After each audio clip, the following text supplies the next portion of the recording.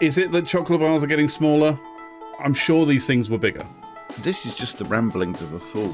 Your words, sir, not mine. It's being hyperbolic. What did I just say? I can't remember what I just said. What? Did you just say speedboat? Look at this speedboat. I think we chatted about it in the car park. The listeners weren't there. Camping's okay if you know how to camp. Hey, it was the best weekend ever. Welcome to the Tuesday Show with CJ and Ted.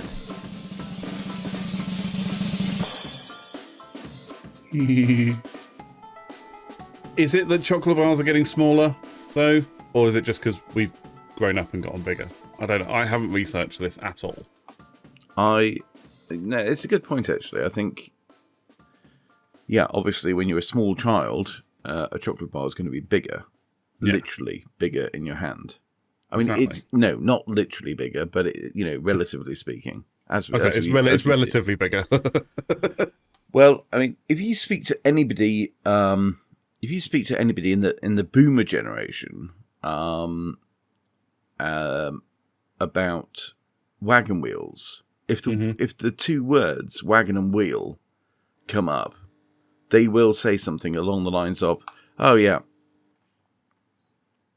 their wagon wheels used to be as big as a dinner plate or some nonsense like that, and now they're really small." Well, speak to anyone in the boomer generation, they'll tell you wagon wheels were things that allowed you to pull a wagoner down the trail or something. I don't know. I was going for a Wild West joke, but it didn't work. Oh yeah, no, I see what you mean. Yeah, if you ask somebody from 150 years ago, a wagon wheel would be a very different prospect. Yeah, exactly. Yeah. Anyway, let's move on from that failed attempt at humour. But it's you are right, because it's like, you go to the supermarket or a shop or something now and you pick up a Mars bar and you just think to yourself, I'm sure these things were bigger. But I don't know whether like your hands continue to grow or something as you get older. Like with old people, they always end up with like really big noses and big hairy ears, and because they never seem to stop growing. I wonder if the same applies to hands. I think it's just wishful thinking. I think it's some cope on your on your part that your hands are getting bigger. Maybe it is. Either that or other things are definitely getting smaller. No, I think they actually are getting smaller, and I think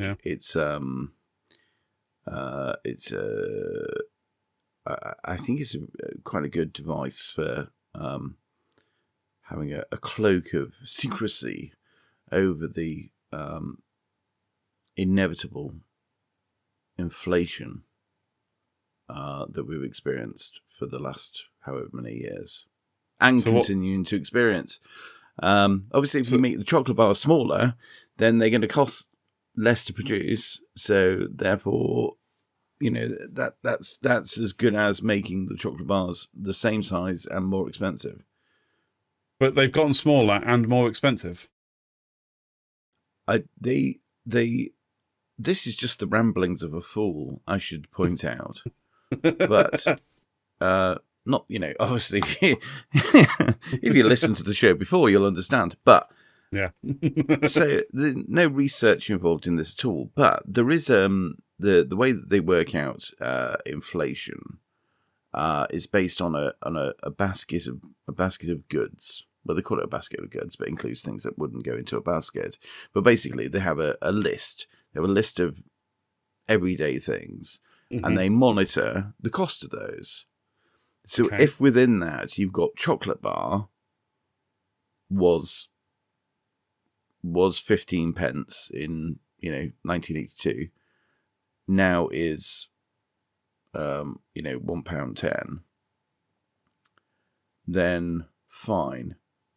But if they aren't doing it on weight, and the weight is actually reduced, and therefore the costs are reduced, then actually that covers up the fact that inflation perhaps is worse than it is. Yeah, possibly. I mean, I remember... But that may not be true. That may not be the case, because I'm an idiot. Your words, sir, not mine. Your words. No, but I distinctly remember, going to the shop when I was younger and having 50p on me and still walking out of the shop with change after buying a chocolate bar. And now it's just not the case. You're lucky to get something for less than like 80p now. And yes, I know inflation's a thing. I know inflation comes into it, but at the same time, that's a lot of inflation over, 20 years. Well, I remember being able to go to the shop with 50 pence and come back with at least more than one chocolate bar. Yeah. Mm-hmm. And a comic and a bag of penny sweets. Like I said, do you remember penny sweets? Are they still a thing? What? Did you say and a speedboat? Yeah. I was being hyperbolic, CJ. Speedboat. What did I just say? I can't remember what I just said. I just said something, and then I heard you say speedboat. Yeah, it's the old speedboat technique. Yes. If you want to derail a conversation, you just throw in a speedboat, whether it's in speech or whether it's in the case of an actual speedboat. You imagine you throw an actual speedboat into a conversation, it's going to come to an end, a splintering, dangerous end. It's like one of those things that people throw into a conversation, or throw into a sentence right in the middle and very quietly, so you don't actually hear it, or the idea is that you're not meant to hear it. So you're just like, I went to the shop and I bought a magazine, chocolate bar, speedboat, and a packet of crisps, and everyone goes, "What? Did you just say speedboat?" Everyone's like, "What? Rewind a second. What did you get?" And you're like, "Chocolate bar, packet of crisps, and a magazine." And you're like, "No, you said something else in there. What was it?" Oh, I've got a speedboat, sorry. Excellent. The use of speedboat, the word speedboat, to gaslight people into thinking that they can't hear a list of shopping. Yeah, I like it. It's a good idea. I like the way that you managed to do a segue all the way back round to our basket of shopping. Yeah, good, right? Inflation. Well, I was just thinking, actually, you could probably use we could now make it the famous speedboat defense in court as well. This man could not have done this. Look at this speedboat. How could he have done the crime you say he's done when a speedboat looks like this? It's just not possible.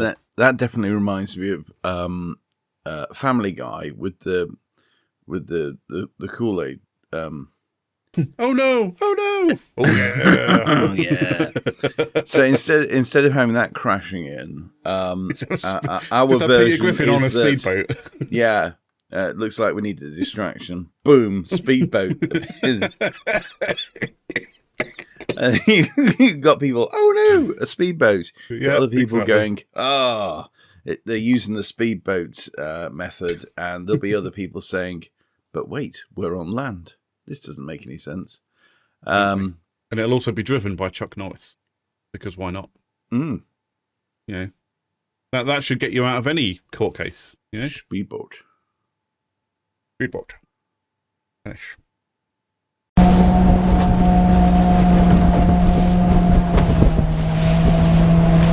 So I've taken the week off. I'm not working this week.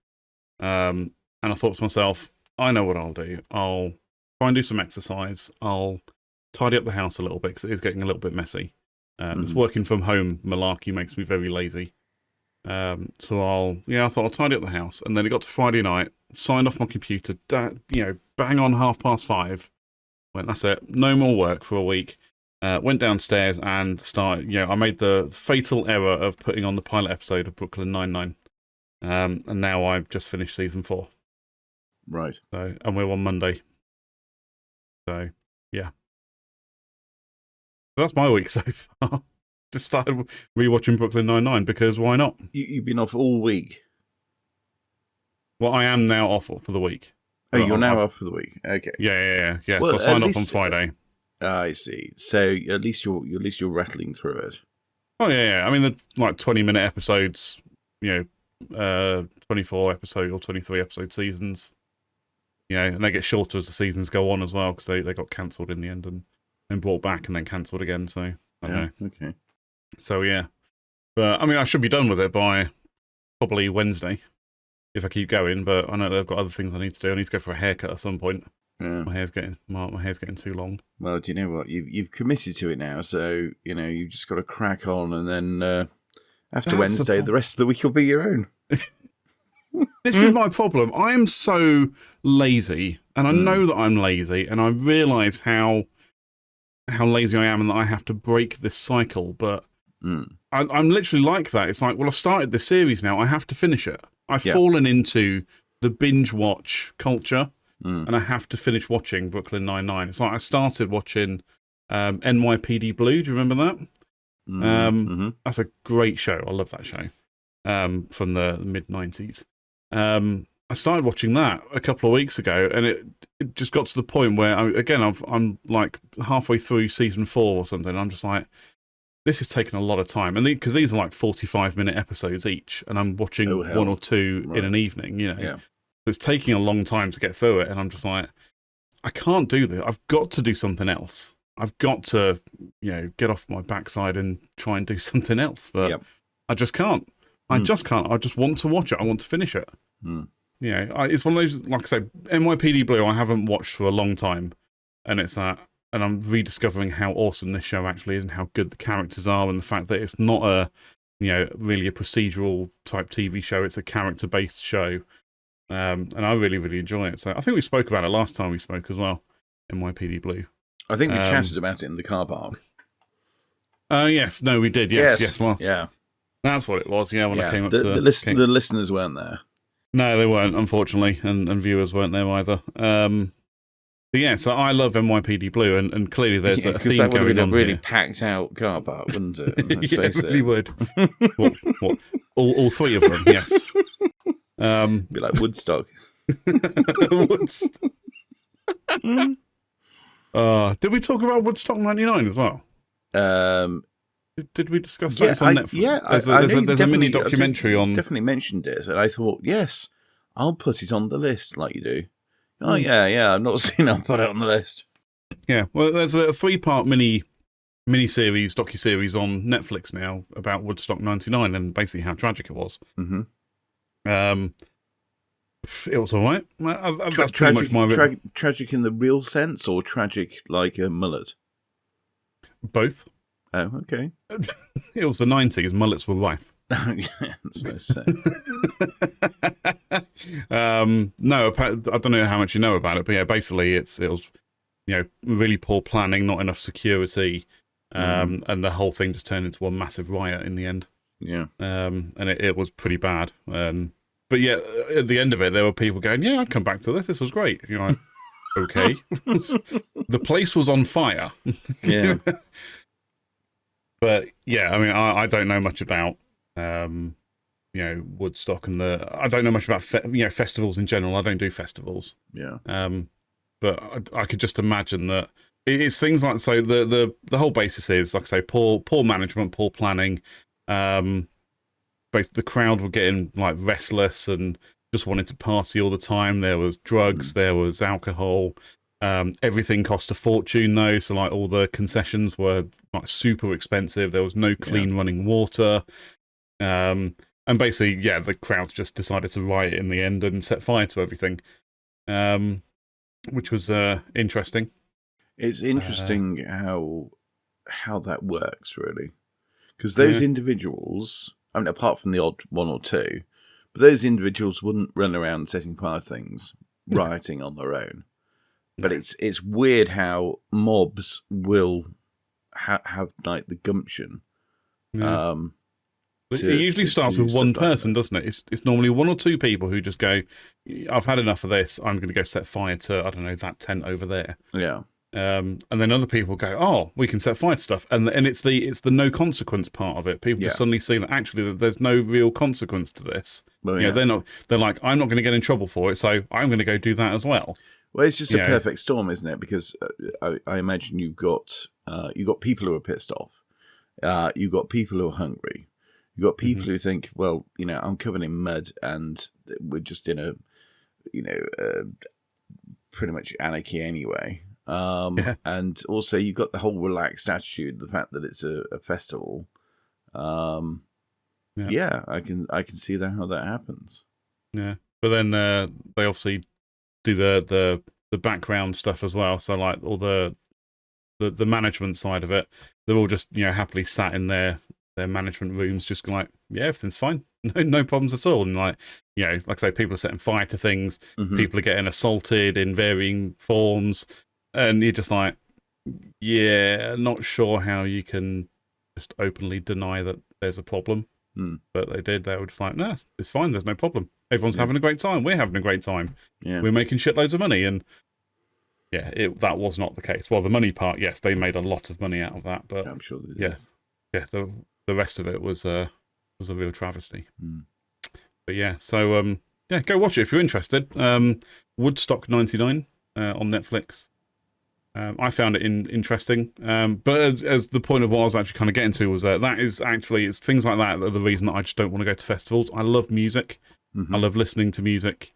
Not a day goes by where I don't have something on either in the background or in my ears while I'm working or something. But I just can't bring myself to go to a festival. And it's not that I'm lazy. Like I said, I'd love to go because I love the music, but just being jam-packed with people, poor washing facilities, sleeping in a tent, man. I mean, come on, I'm too old for that. I'm done with sleeping in tents. It's too intense for me. And I just can't bring myself to do it. That's a camp joke, isn't it? But yeah, I just can't bring myself to do festivals. I just can't. But that's. I mean, I don't really like going to like gigs. Like going to an actual music venue and just for a few hours. It's too many people. Too many people. But like, I don't mind people per se. I don't mind camping. I don't mind music. I don't mind like short bursts of loud music. But you put it all together, that's no good. I don't want to. The thing is, camping's okay if you know how to camp. But if you're camping amongst people, oh hello. But we'll be cancelled. We'll cut that. We'll cut that out. Yes.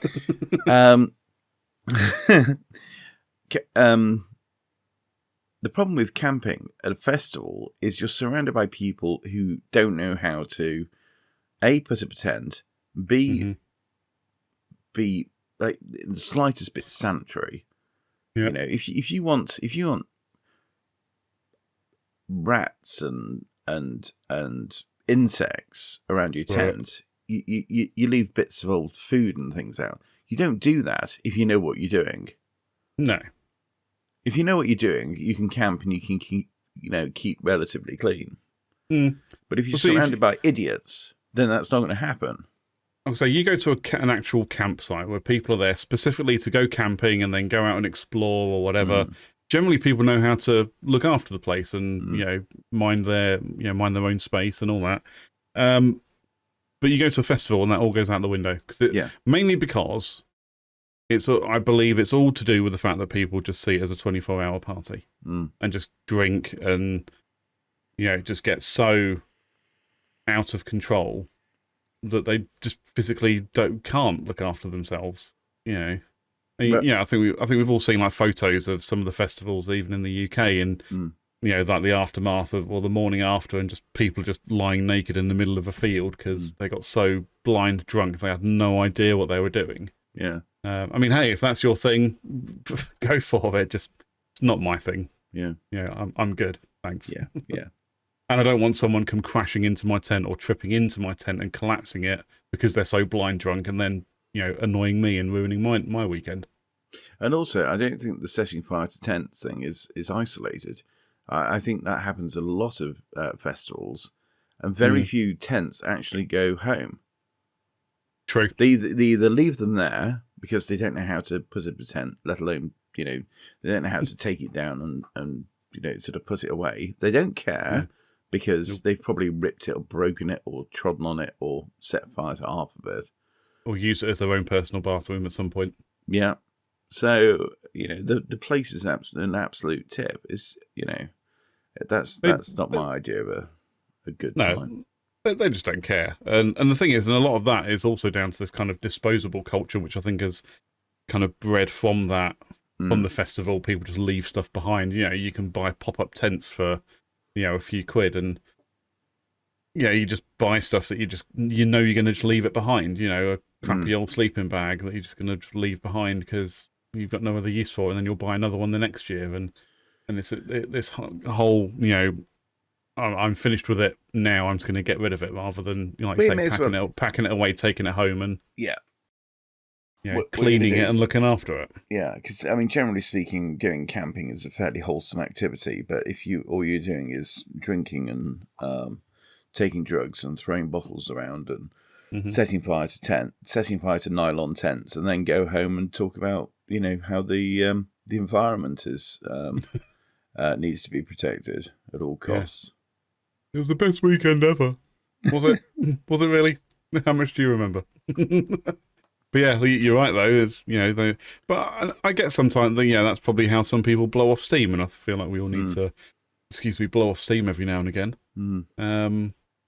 But like I say, it's just not for me. No, it's not for me. I'm not going to disparage against people that want to do that, but it's not my scene. No, happy to go camping, but not a festival, because then that would be it'd be like being at the Somme. That's kind of vibe I get. Okay. Only potentially more dangerous. I mean, I kind of get that. Just, I'm not entirely sure you could compare a music festival to the Battle of the Somme. Well, I'm thinking about the mud.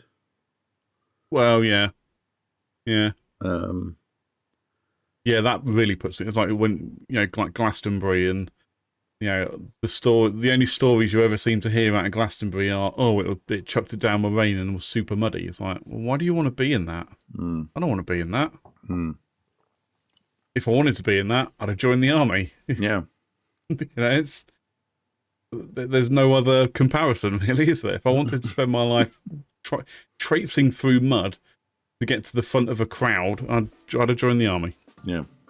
Yeah, but there you go. There you go. Festivals. That was The Tuesday Show. Get in touch with us. All the links are in the description. And until next time, goodbye. Goodbye.